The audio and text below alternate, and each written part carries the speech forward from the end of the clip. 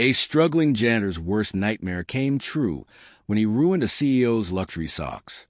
But what happened next? No one saw it coming. This is a story about mistakes, second chances, and the unexpected kindness that changes everything. Stay tuned.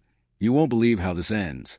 Before we dive in, don't forget to subscribe, hit the like button, and turn on notifications. Stories like this remind us that life's biggest surprises often come from the smallest moments. The costly mistake. The fluorescent lights of Prestige Tower buzzed softly overhead as Marcus Carter pushed his cleaning cart down the empty hallway. It was 1:17 a.m., and the only sound was the hum of the ventilation system and the squeak of his worn-out sneakers against the polished marble floor. At 42, Marcus had spent the last 3 years working the overnight shift as a janitor in Chicago's most prestigious corporate high-rise. He knew the rhythm of the building by heart. The silence of the late hours, the faint scent of coffee lingering from the last executive who had stayed too late, the way the city lights glittered beyond the floor-to-ceiling windows. Tonight, though, his mind wasn't on the view. It was on Lily. His 8-year-old daughter had been born with a congenital heart defect, and the medical bills were drowning him. He worked 2 other part-time jobs on top of this one, but it was never enough. Every dollar went to her treatments, leaving nothing for luxuries, not even a decent pair of shoes. The soles of his were splitting, held together by duct tape and sheer will. Marcus sighed, rolling his shoulders to ease the ache in his back. He had just finished the 30th floor and now faced his least favorite task, cleaning the executive suites. The higher-ups were rarely there at this hour, but their offices were always immaculate, as if they expected a surprise inspection at any moment. The thought of touching anything in those rooms made his palms sweat. One wrong move, one accidental scratch on a million-dollar desk, and he'd be out of a job. He stopped outside the last office on the hall, Evelyn Hart's, the CEO of Hart & Klein Investments, the woman whose face was on half the business magazines in the lobby, the kind of person who had never once glanced his way, not even when he held the elevator door for her. Taking a deep breath, Marcus swiped his key card and stepped inside. The office was sleek and modern, all glass and steel, with a sprawling view of the Chicago skyline. A pair of high heels sat neatly by the desk, as if Evelyn had kicked them off mid-meeting. Marcus shook his head. Even her abandoned shoes probably cost more than his rent. He got to work, dusting, wiping, emptying the trash.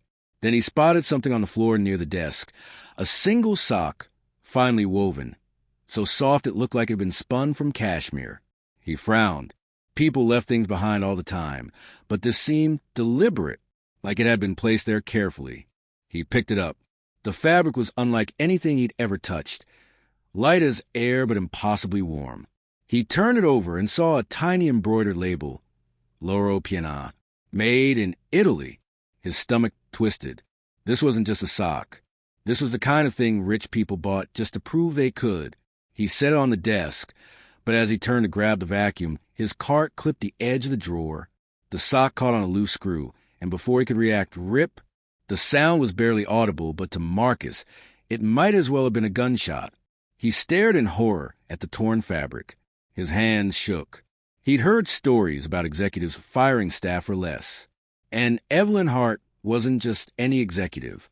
She was ruthless, brilliant, unforgiving. For a wild second, he considered stuffing the sock in his pocket and pretending he'd never seen it. But then he thought of Lily. What would he tell her if he lost his job? That he lied? That he'd been too scared to own up to a mistake? No, he couldn't do that. He grabbed a notepad from the desk and scrawled in his messy handwriting, "Ms. Hart, I'm so sorry. I damaged your sock while cleaning. I don't have much, but I'll repay you however I can. Marcus Carter, overnight janitorial, floor 30. He left the note beside the ruined sock and finished his shift in a daze. The next morning, Marcus was mopping the lobby when 2 security guards approached. "Marcus Carter?" the taller one asked, voice flat. His throat went dry. "Yeah. Ms. Hart wants to see you. Now." The other employees in the lobby stopped to stare. Whispers followed him as the guards escorted him to the elevator. His reflection in the mirrored walls looked pale, terrified. When the doors opened on the 30th floor, Evelyn Hart was waiting arms crossed, her sharp blue eyes locked onto him. For a long moment, she said nothing. Then she held up the sock and the note. "Marcus," she said, her voice unreadable. "Meet me in my office at 5 p.m. The door closed before he could respond. What had he just walked into? The unexpected offer. The rest of Marcus's shift passed in a blur. His hands wouldn't stop shaking as he scrubbed bathrooms and emptied trash bins, his mind racing with worst-case scenarios. Would Evelyn Hart sue him? Demand repayment he could never afford? Worse, would she have him fired on the spot, leaving him with no way to cover Lily's next round of treatments? By the time 5 p.m. rolled around, his stomach was in knots. He stood outside her office door, his wrinkled janitorial uniform feeling impossibly out of place in the sleek, glass-walled corridor. He wiped his palms on his pants and knocked. "Come in." Evelyn Hart sat behind her desk, the torn sock still placed neatly in front of her. She hadn't changed out of her sharp navy blazer, but her heels were off again, tucked under her chair. Up close, she was younger than he'd expected, mid-30s maybe, with a calculating sharpness in her gaze that made him feel like she could see right through him. "You left this," she said, sliding the note toward him. Marcus swallowed. "Yes, ma'am. I wanted to apologize properly." She studied him for a long moment, then gestured to the chair across from her. "Sit."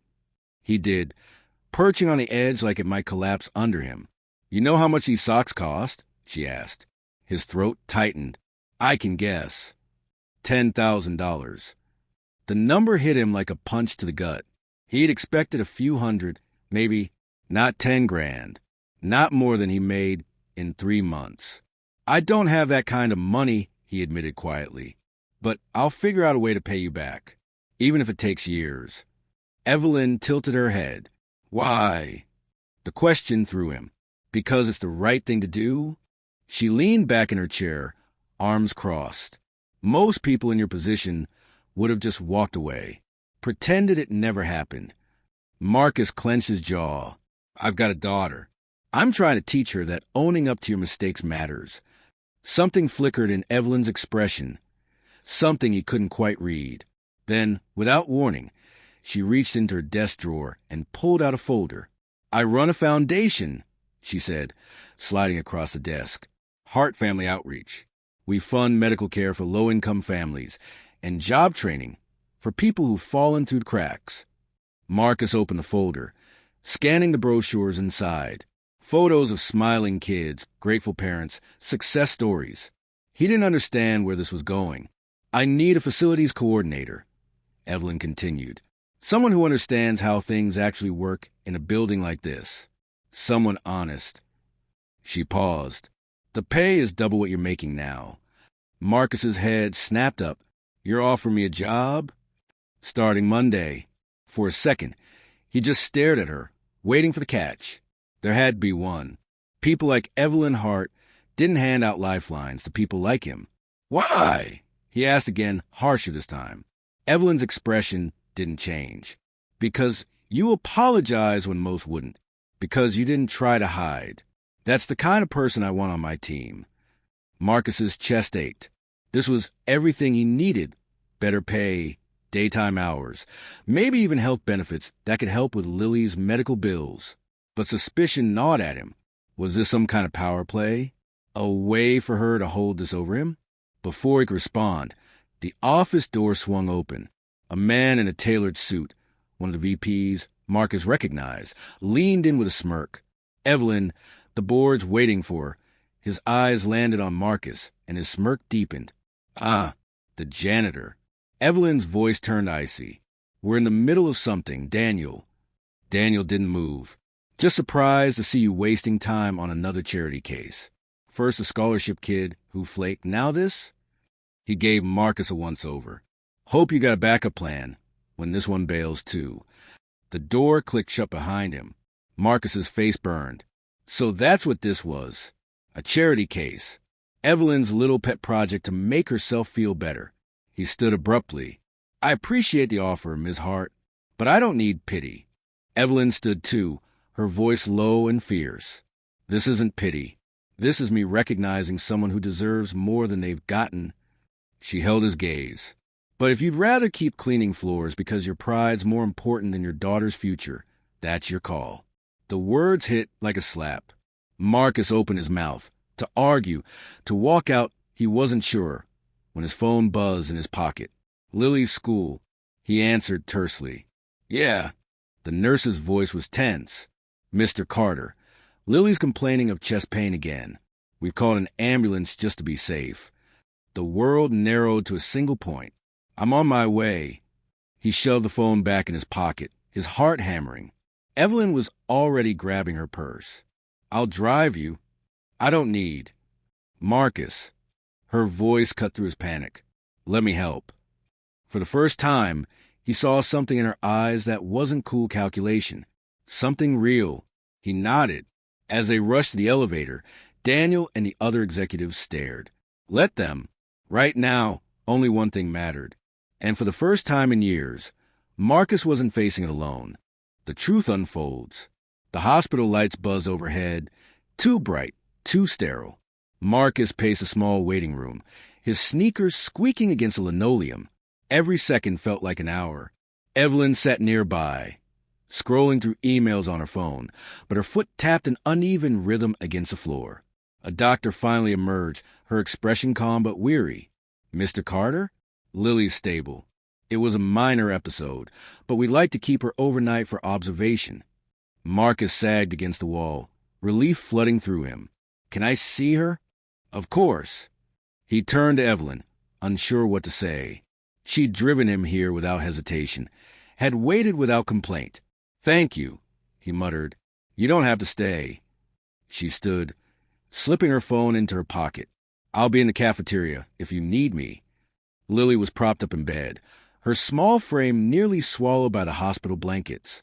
A cartoon played quietly on the TV, but her eyes lit up when Marcus walked in. Daddy. He kissed her forehead, his throat tight. Hey, superstar. Scared me for a second there. She grinned, holding up her wrist where a nurse had drawn a smiley face on her hospital band. Look, they gave me a stick or two, but I ate it. Marcus laughed, the sound rough with exhaustion. Lily tilted her head. Who was that lady with you? Just someone from work. Is she your boss? Something like that. Lily's nose scrunched. She's pretty, like a princess in my storybook. Marcus ruffled her hair. Don't let her hear you say that. He found Evelyn in the cafeteria. Stirring cream into a coffee she clearly had no intention of drinking. She looked up as he approached. How is she? Stubborn. Just like her mom was. Marcus hesitated. Listen, about the job. Evelyn pushed the coffee aside. The offer stands. But I get why you're hesitant. It's not that. He exhaled sharply. People like Daniel think I'm some sob story for you to fix. And maybe I am. Evelyn's fingers tightened around her cup. Let me tell you something about Daniel.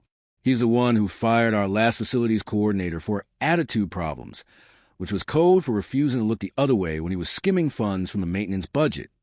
Marcus blinked. You knew. I know everything that happens in my company. Her smile was razor-thin. But back to you. Take the job or don't. But don't let some insecure middle manager dictate what you're worth. A nurse appeared in the doorway. Mr. Carter? Lily's asking for you. Evelyn stood. Go. We'll talk Monday. The next week passed in a haze of paperwork and training. The facilities team eyed Marcus warily at first, the janitor who got mysteriously promoted, but he kept his head down and worked harder than anyone. Then came the email. It popped up on his screen during lunch, forwarded from Daniel to half the executive team with the subject line. FYI, Evelyn's latest pet project.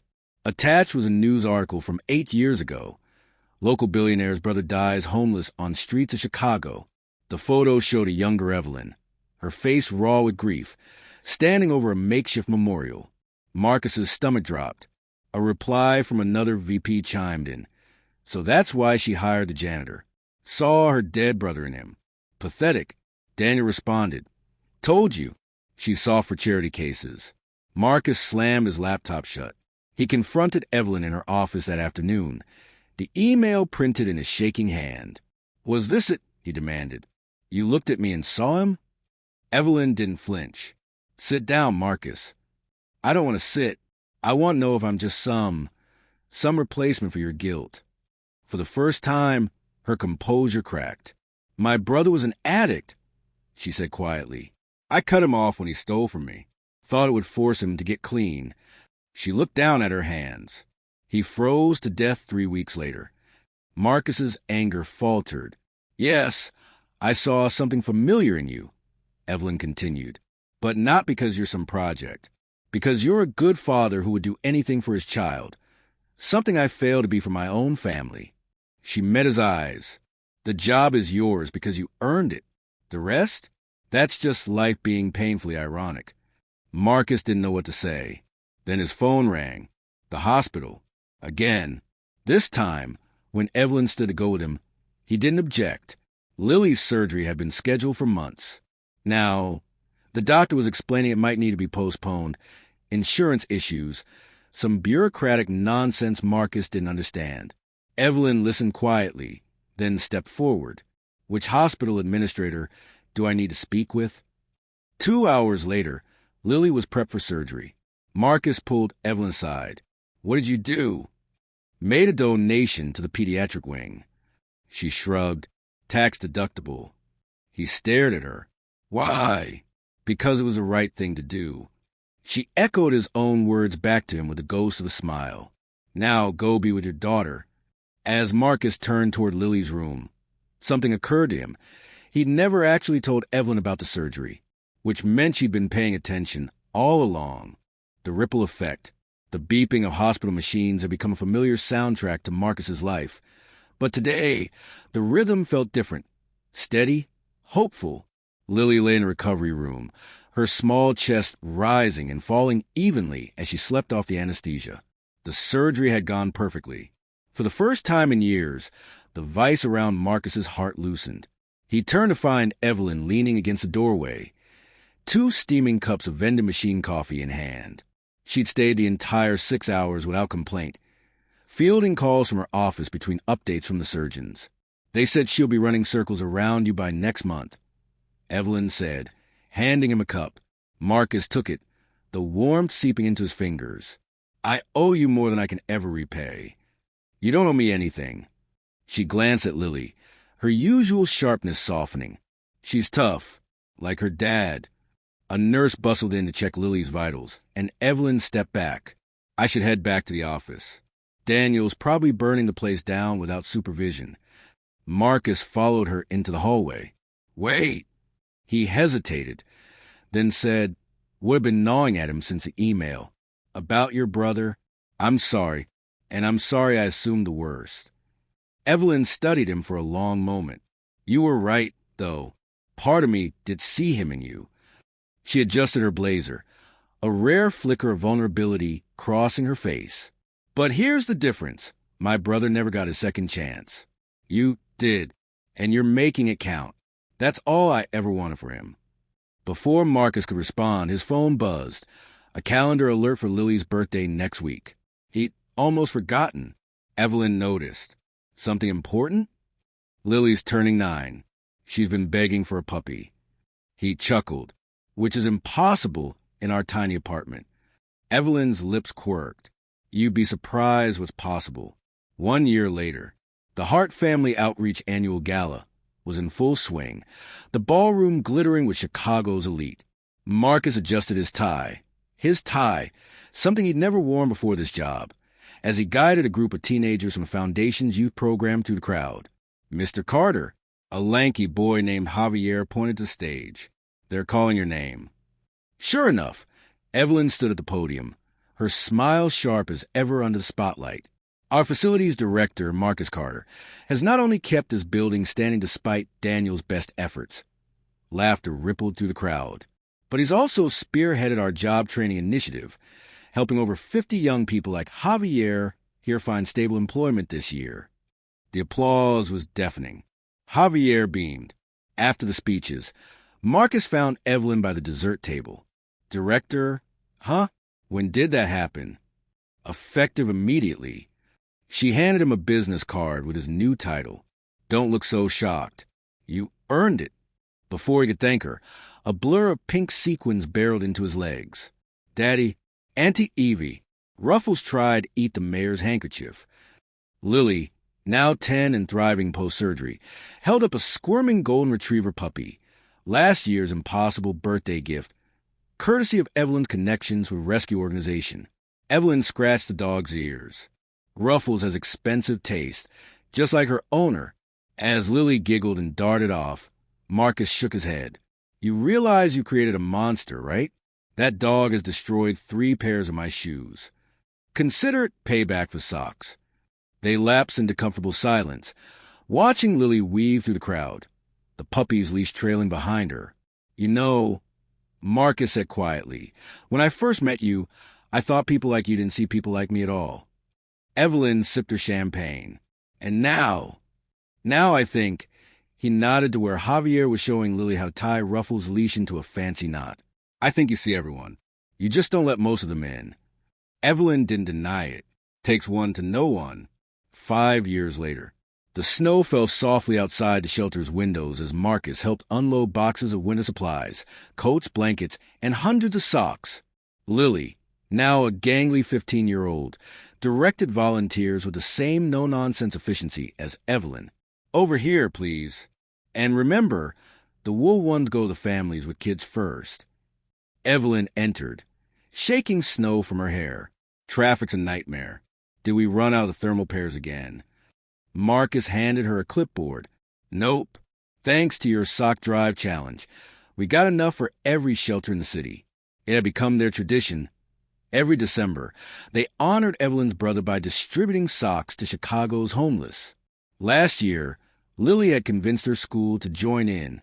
This year, the mayor had issued a citywide proclamation. Evelyn surveyed the bustling room, her gaze lingering on Lily, helping an elderly man try on a pair. She's going to run this foundation someday, you know. Marcus smiled. She's going to run something, whether we're ready or not. As the clock struck midnight, marking the end of another year, Marcus realized something. He couldn't remember the last time he'd felt invisible. Somewhere between a torn sock and this moment, he'd stopped being just a janitor, just a charity case. He'd become someone who could lift others the way he'd been lifted. And that, he thought as Lily waved him over to help with another box, was worth more than any title or paycheck. The ripple had become a wave, and it was still growing. The end.